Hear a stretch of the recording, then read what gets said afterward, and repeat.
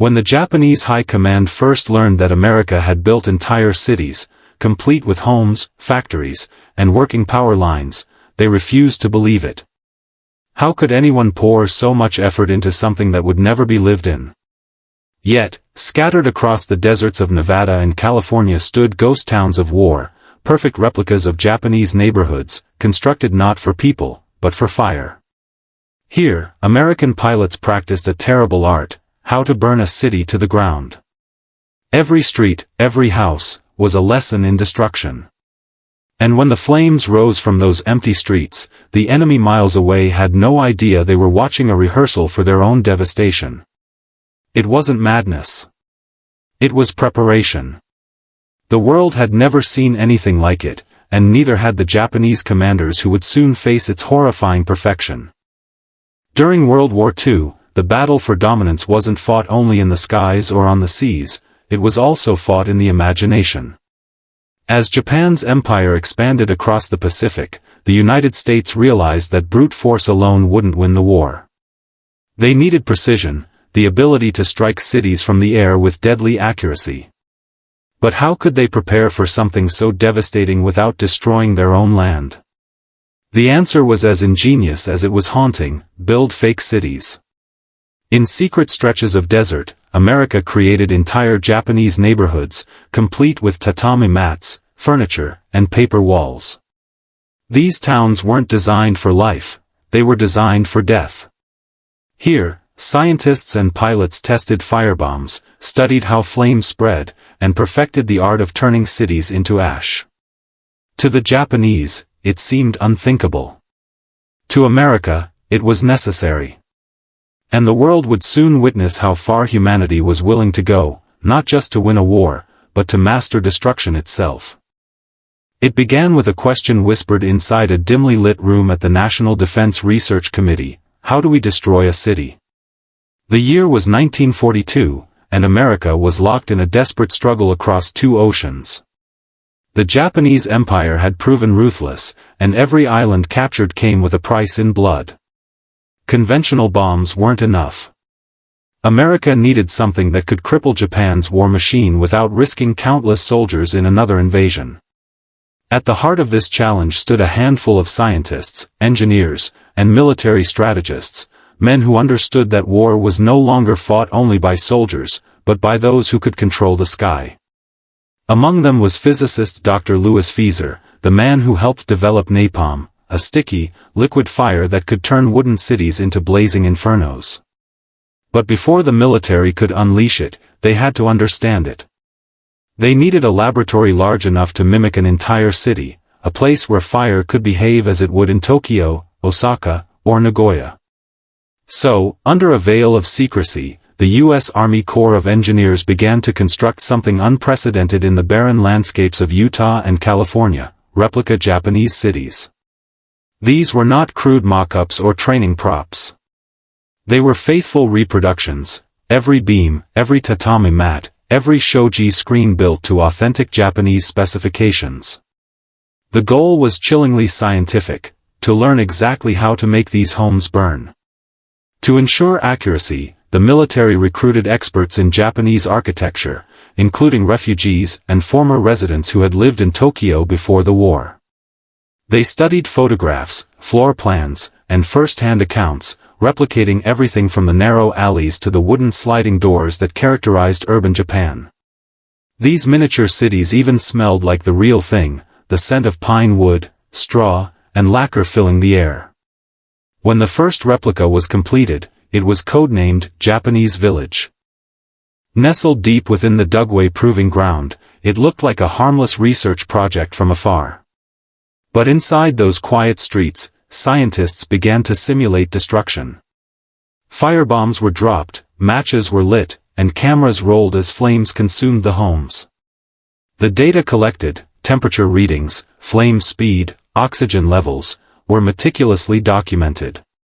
What they discovered was horrifying and effective. Japanese homes, built from wood and paper, were death traps under napalm. A single canister could ignite an entire block in seconds.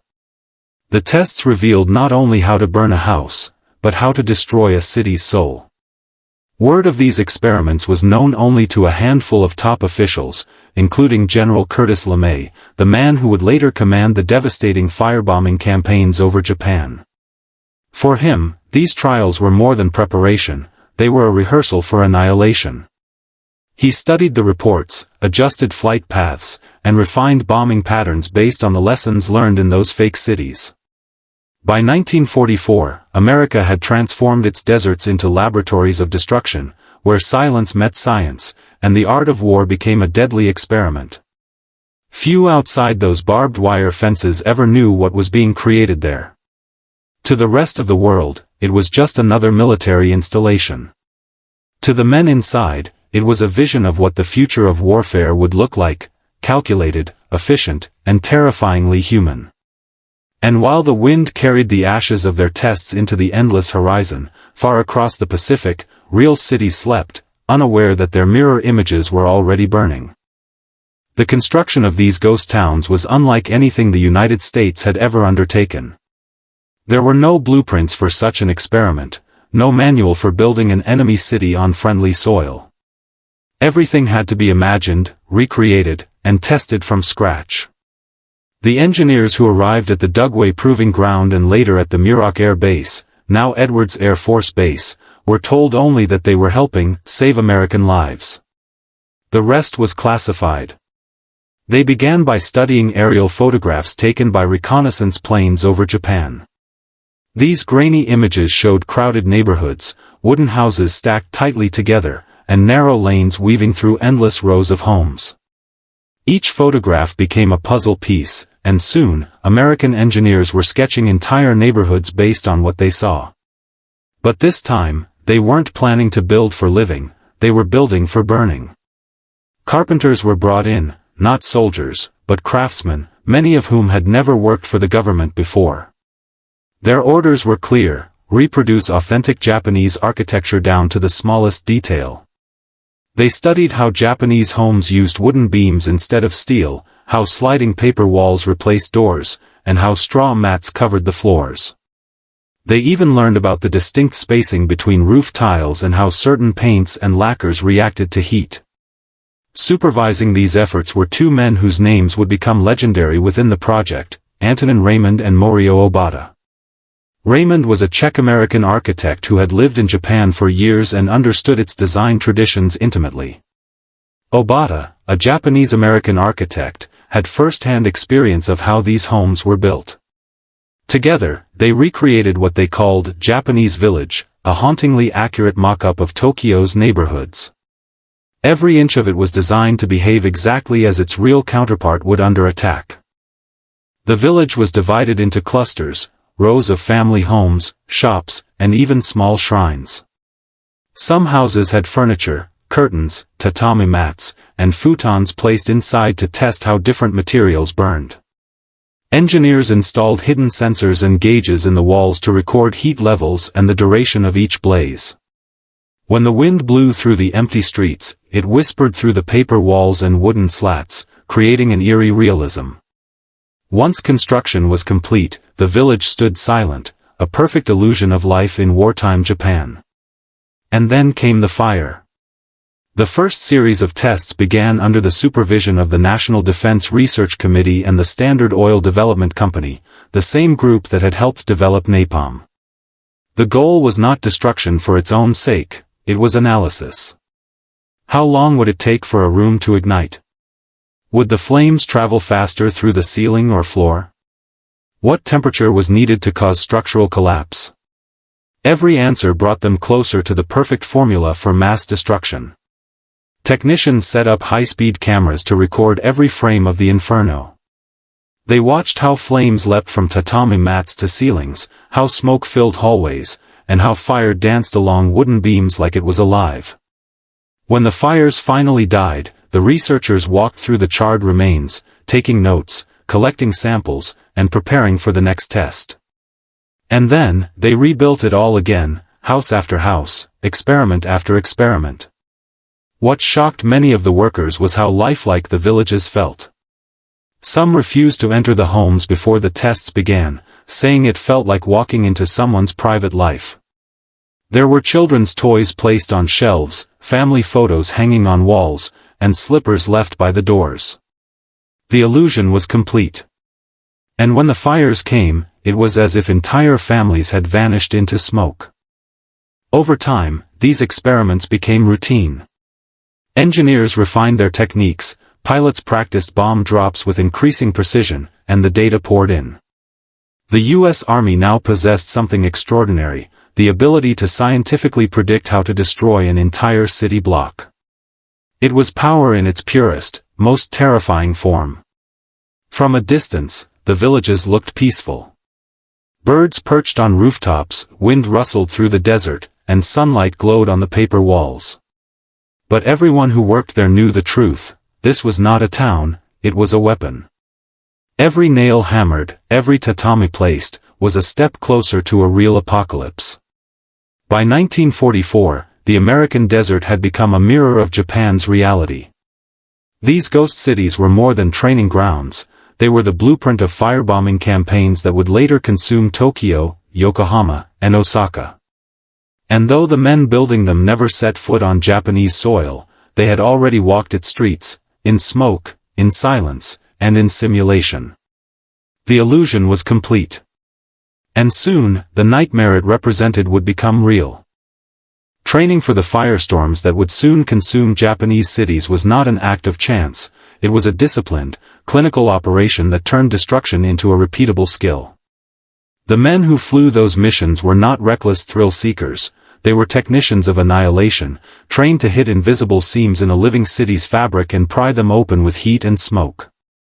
In the vast skies above the desert mock-ups, practice became ritual. Crews rehearsed takeoffs and rendezvous, bombardiers studied timing to the second, and navigators learned to read the land below as if it were a sheet of music. At dawn, the airfields hummed with purpose. Mechanics checked engines with grave concentration, tightening bolts and whispering last-minute prayers as propellers spun to life. Pilots climbed into cockpits while bombardiers and gunners reviewed maps and synchronized watches. For many of these men, this was their first real glimpse of the weapon they'd been asked to master. They had trained with rifles and formation flying, now they were being taught to orchestrate fire. Flight formations were practiced over empty desert and the cloned neighborhoods. Crews flew the same approach patterns again and again until muscle memory replaced conscious thought. Bomb runs were timed to the beat of altimeters and radio calls. Pathfinder aircraft, specially equipped to find targets through smoke and haze, led formations, releasing flares that cut through dawn like knives and guided the heavy bombers to their precise lines. Simulated anti-aircraft bursts and smoke pots mimicked enemy defenses so crews could learn to fly through chaos without losing cohesion. Bombardiers were taught a new kind of counting, not the number of rounds in a magazine, but the spacing between incendiary clusters and the angle that would cause fire to march from roof to roof. Teams practiced releasing their loads in staggered patterns designed to create a cohesive, spreading blaze rather than scattered pockets of flame. They timed drops to gusts of wind, to the direction of streets and eaves, to the way paper screens might funnel a heat wave. Every break in formation, every hesitation, could mean failure, every precise release could mean the difference between a contained blaze and a citywide inferno. On the ground, cameramen and technicians watched with clinical detachment as the mock districts burned. High-speed cameras tracked flame fronts, meteorologists recorded wind shifts, engineers measured internal temperatures. After a burn, firefighters, part of the experiment, swept through the ruins with clipboards. They catalogued how embers lodged beneath floorboards, how smoke layered in rooms, and how ceilings collapsed. This was not spectacle, it was field research with human faces behind the numbers. But there was also an unnerving choreography to the human element. Men who would later be described as efficient and professional often admitted, in private journals and letters, to a deeper unease. Some bombardiers, reviewing footage in dim tents, confessed that the patterns they perfected in the desert looked hauntingly like the maps on which their targets' family names were later circled. Pilots spoke of the desert villages as eerily domestic, the leftover slippers by the doors, the ash-blown toys in the alcoves. They learned to compartmentalize, to see not houses but test variables, not children's rooms but fuel loads and combustion points. Commanders layered simulation with realism. Night flights were practiced with blackout procedures to mimic wartime conditions, and crews ran through emergency drills in case a bomber caught fire from its own incendiary load. Communication protocols were tightened, radio discipline was drilled until responses were automatic. LeMay and other tactical minds insisted on strict standards. A mission would be executed like a factory line, with each man performing his role faultlessly until the job was done. The scale of training grew quickly. Squadrons were rotated through the proving grounds. New pilots learned from the veterans who had already flown dozens of test drops. Crews would debrief for hours, their conversations dry with tactical detail but shadowed by a shared, muffled weight. Men who had been schoolteachers, carpenters, or farmers found themselves specialists in the choreography of fire. They learned how to read a city's weakness like an engineer reads a blueprint, how neighborhoods with narrow lanes would funnel flames, how certain roofing materials acted as tinder, how a single well-placed incendiary could leap across a street. Technology amplified the human skill. Improved sighting equipment increased accuracy, modified bombs allowed for denser incendiary clusters, better radio coordination kept wings tight. Each technological advance was tested meticulously at the mock villages, calibrated, and then folded into training manuals. Lessons were codified into checklists and briefings that crews memorized before every sortie. The desert experiments turned into doctrine, doctrine turned into orders, orders would, in time, become missions over faraway cities. Still, for all the efficiency, there were moments of raw emotion. After a night run that sent plumes of smoke into the horizon, some crews would sit in the glow of the airfield lights and talk in low voices about what they had seen on film that day. A bombardier might confess that the way a particular roof collapsed looked like the home of a childhood friend. A navigator would stare at a map long after others had turned away, fingers tracing streets he'd helped blueprint into flame.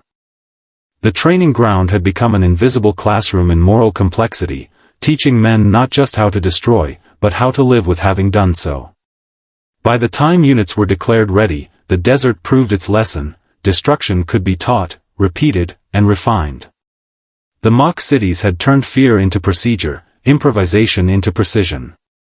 The crews left with checks passed and certificates signed, but also with a new, solemn professionalism, a knowledge that their skill would be the fulcrum on which countless human lives would pivot. As formations flew back to distant bases, the glow of the proving grounds' last fires faded behind them, and the real world carried on, utterly unaware that men had practiced the end of cities like one practices a drill, until, when the orders came, they performed it with grim, relentless efficiency. When the first intelligence reports reached Tokyo, they read like a fevered rumor. Pilots and scouts whispered of burning skylines and of incendiaries that behaved like liquid fire. But even with smoke thick on the horizon, many commanders could not imagine the scale or the method. For years, Japanese strategy had assumed that aerial bombardment meant high explosives and precision strikes, a way to hit key factories, rail hubs, and ports. The idea that an entire city could be systematically turned into an ocean of flame was almost beyond comprehension.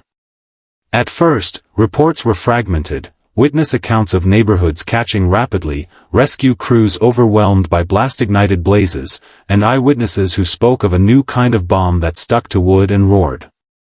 Intelligence officers sifted through these fragmented pieces, trying to assemble a picture that would make sense. They compared photographs, interviewed survivors, and read the grainy reconnaissance that came back from the sky. Patterns began to emerge. Patterns that suggested not random destruction but a coordinated doctrine designed to turn everyday life into tinder. Shock shifted into disbelief, and disbelief hardened into dread. Senior commanders, once confident in the strength of city defenses, grew uneasy as after-action reports poured in. They found themselves staring at maps that no longer looked like mere targets but like warnings. Dense residential blocks with wooden roofs were no longer assets to be defended but fatal vulnerabilities. The urban landscapes they had long considered resilient suddenly read like matchbooks, and the commanders had to confront a terrifying truth: their people's homes, built for warmth and tradition, were now architectural liabilities. Panic did not take hold everywhere at first. Many officers clung to doctrine, searching for countermeasures. Fire brigades were mobilized, pumps requisitioned, and civilians drilled in blackout and evacuation procedures. Yet these responses felt like bandages on a deeper wound.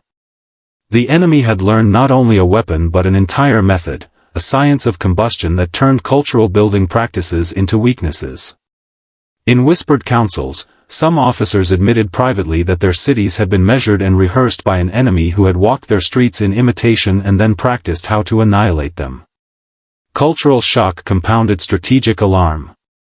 The Japanese people's attachment to wooden homes, narrow alleys, and densely packed neighborhoods, elements of daily life and identity, had been turned against them. Commanders who had grown up in these cities found a personal wound beneath the professional one. They listened to reports of neighborhoods that went from quiet to inferno in minutes and saw in the footage the outlines of places they recognized from childhood photographs. The professional analysis became a personal grief. Families, memories, and traditions were now casualties of a deliberate modern calculus. Misinformation and rumor also fed the chaos. Some units assumed the fires were the result of sabotage or biological attacks, others feared that a new chemical agent had been deployed. These theories, while incorrect, revealed the psychological effect of facing a foe who seemed to innovate beyond expectation. The sense that the enemy had thought the unthinkable, building entire replica cities to test destruction methods, would have been nearly unbearable for many commanders to accept. It suggested a level of planning and a cold pragmatism that transformed warfare into an almost industrial art. As after-action assessments accumulated, the Japanese military attempted to adapt. Evacuation zones were reorganized, firefighting training intensified, new regulations forced changes in urban planning wherever possible. But adaptation was limited by wartime scarcity and by the speed of the new threat. Materials to rebuild fire breaks, replace wooden roofs, or install more robust firefighting systems were often unavailable. The very features that made Japanese neighborhoods livable and culturally meaningful limited the speed and scope of defensive reforms. What few commanders could accept was how clinical and methodical the enemy had become. The mock villages, if word of them ever trickled up the chain, would have been a revelation, not chaos, but rehearsal, not improvisation, but engineering. For the Japanese command structure, the realization that America had practiced the exact pattern of destruction on replicas of their cities cut deeply. It forced a re-evaluation of assumptions about the nature of modern war, that victory might no longer depend solely on courage at sea or on the ground, but on the cold ability to innovate and to turn knowledge of a people into a weapon against them. In the end, the shock stayed with commanders long after the smoke cleared. It altered tactics, it altered morale, and it altered the very way war was understood in the Pacific theater. For soldiers and civilians alike, the knowledge that their homes had been studied and rehearsed for destruction added a cruel, human sting to the practical losses. It was one thing to lose territory, it was another to discover that the enemy had prepared an exact blueprint for your erasure, a blueprint tested in silence under a desert sun. When the war finally ended, the smoke over Japan carried more than the ashes of cities, it carried the weight of a new kind of warfare. The American experiment that had begun in the quiet deserts of Utah and California had proven devastatingly effective. What had once been theory, blueprints, and mock neighborhoods became the blueprint for firestorms that erased Tokyo, Nagoya, Osaka, and dozens of others. Entire populations perished not by bullet or bomb alone, but by a science of destruction perfected in silence.